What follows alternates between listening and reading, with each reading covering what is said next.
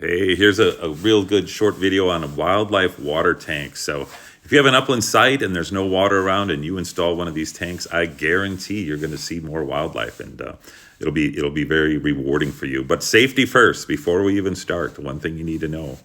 These are dangerous. This is an open water tank on your property. If a toddler or someone else got involved with that tank and they couldn't get out, you'd have a tragedy on your hands. Look at any 5-gallon bucket and you'll see a picture of a baby with its head submerged in the bucket, and you don't want that to be you. So safety first. Make sure you have a plan to keep these tanks safe from the little ones. Every day's a beautiful day here, whether it's sunny or not. It is a nice fall day. A lot of rain around, which is bad if you're a farmer. We didn't have any rain all summer, and now it's when the guys want to get in the fields to pick the crop, they can't because it's so wet, but it's sort of the way it goes. But anyway, I'm at the well today. I'm going to fill up the water tank here. Once again, I wasn't smart enough to bring the tripod, so I can't show you what's going on, but I'll give you a little bit of an update. But here's the wellhead. Yeah, most people probably never seen a well out in the woods before, but that's what one looks like. And we're going to fill up this water tank, and then we're going to go up the hill, and we'll fill up the wildlife water tanks as well and see what's doing, see what's around. All right. So there it is. I got about 60 water lines right there, about 60 gallons. Better put this on though, so we don't slosh off. It's pretty cold on your back when you hit a bump. And then probably strapping it in would be a best practice. So you guys can laugh at me if you want, but it has flown out of there twice. And you'd think, yeah, you put it in there, that ain't going anywhere, because it's got to weigh, I don't know, 60 gallons. What's a gallon of water weigh? 9 pounds. So let's say it's 10, that's 600. It probably weighs 490, 500 pounds. So water's real heavy, liquid's real heavy. It doesn't have to be water. So let's take it up the hill and see where it goes. You guys, around 500 pounds. So we're gonna take our time. And I won't give you the whole route. So the windows, I don't have a windshield or a windshield wiper, I have a windshield. So it's a little misty out.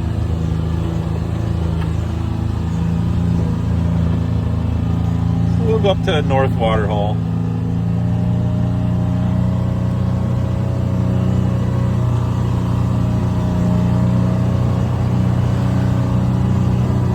I'll shut it off here. Turn it back on when we get closer. Yeah, that was a birthday present one year from my kids. That's the kind of beer I like. One of the many kinds that I like, but I do like that kind. And then right up here is where it bounced out on a previous journey. So I didn't have it strapped in. I've probably been up this hill with that tank full of water 50 times. And it never bounced out.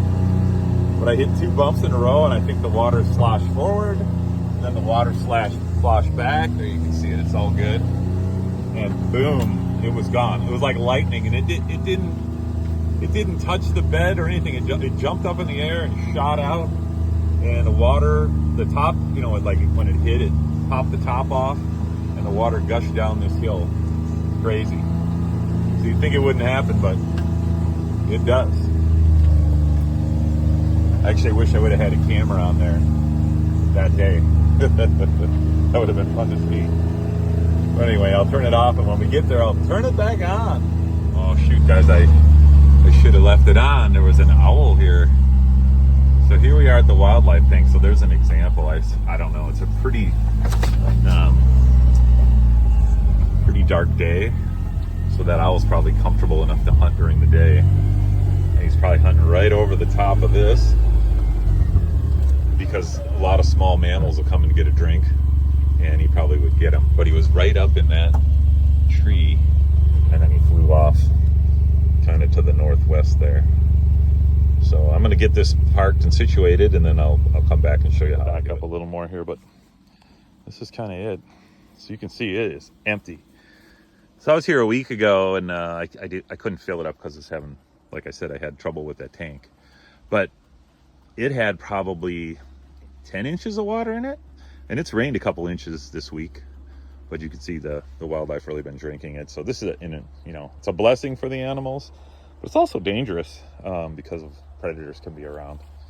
And you can see, well, that's from the gator there, but you can see some hoof marks. So if a deer is going to drink out of this, to have to get down on its knees, that would be very dangerous for a deer. Kind of its back turned. Coyotes would have to get down. I think the bobcats that are around here would probably climb down the stick. And if you're wondering why this, you know, like, hey, get the garbage out of there. Well, the sticks are there so that if a bird or a mouse or anything really should get in there, there has to be a way for them to climb out, or they would drown, which would be horrible. And that's also bad that the other animals won't drink water with something dead in it. So let me back up a little bit and then I'll show you the unloading or the filling process. Okay, here we go. Hey, someone was just here. I don't know. They pulled in and honked like crazy, but by the time I walked over there, they were gone. I couldn't see any tracks, so maybe they were just out on the street. But anyway, tank's here. We'll give it a little bit of a boost. Just use this button.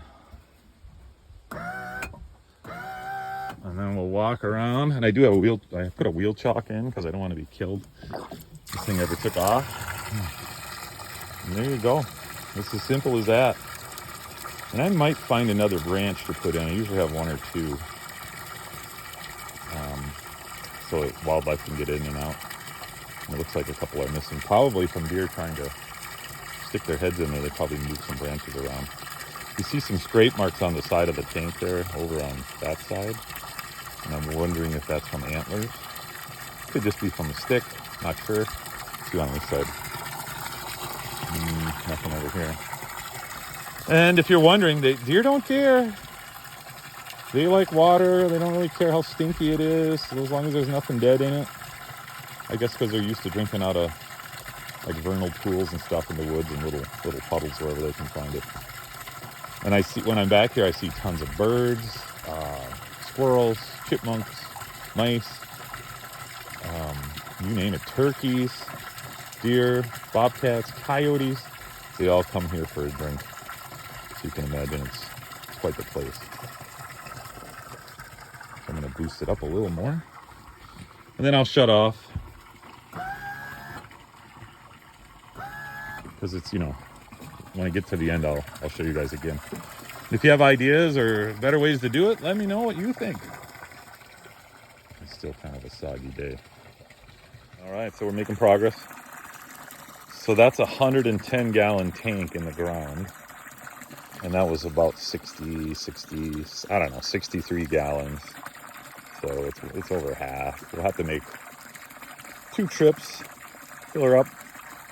I usually flood it over a little bit just to try to get some fresh water in there and get some of the old water. It doesn't work out good, but you know, cycle it through. And then the other thing I didn't show you is this lid. It's got a spring and a ball.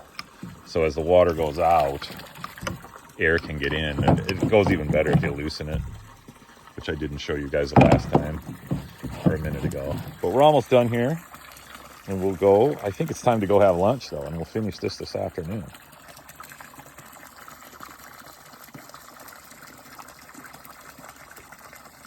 Oh, and then in the tank, you see that orange stuff.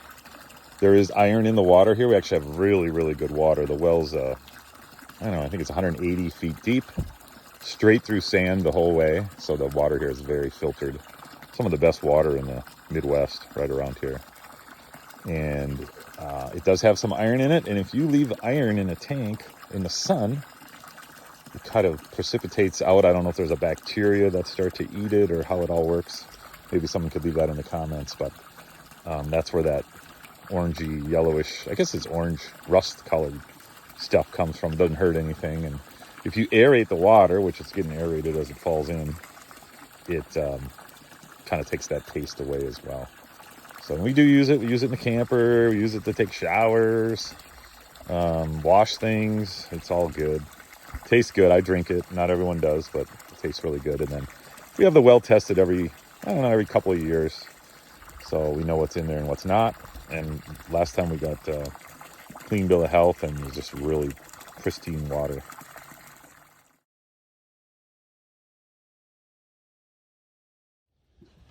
And then I think it's a good idea for the wheel chock to go in. This is a heavy duty wheel chock too. It's not a wimpy one. No, because if it goes, it'd be down in there somewhere. And there's not a force on earth that would stop it. So let me hook up the hose and we'll get to filling this up. Here we go. Oh, I'll let you guys see it when she comes on. There it goes. Now I gotta loosen the top here.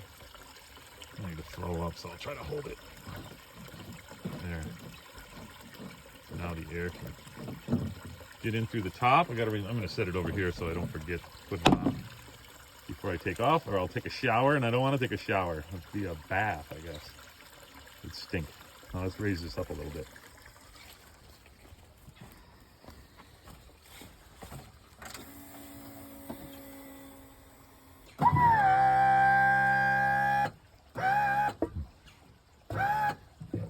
Get the water headed in the right direction.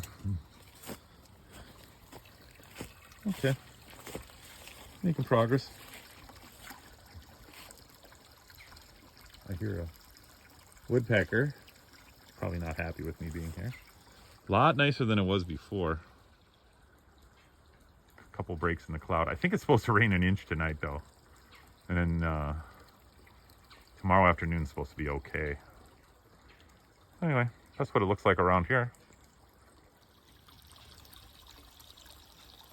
We're getting near the top.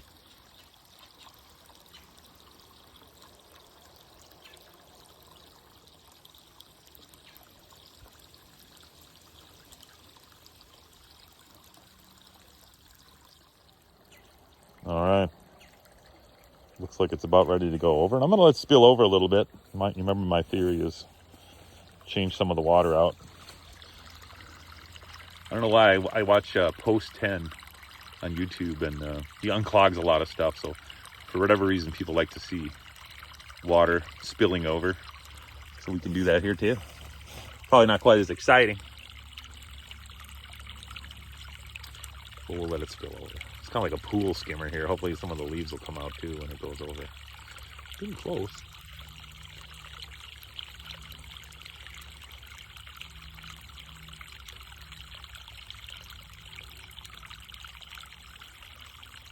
Yeah, the water has like a surface tension and hold. There it goes.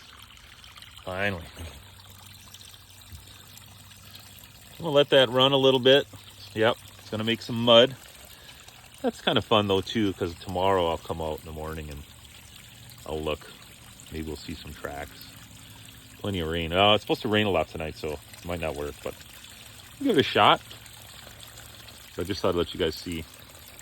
I do top them off and then I let them run for a while. And the theory being that some of the old water will come out or get super diluted anyway. Some new water going in. And it should be a little bit better experience for the wildlife.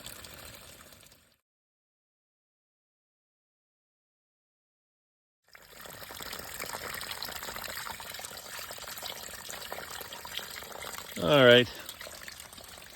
You can see spilled over pretty good. Running downhill.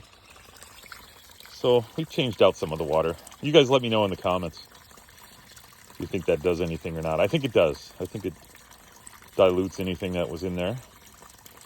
But love to hear what you think. I do muck them out once in a while. Oh, and I'll go fill up the tank now, and we'll go to the Southwest water hole, and then we're going to talk about safety a little bit.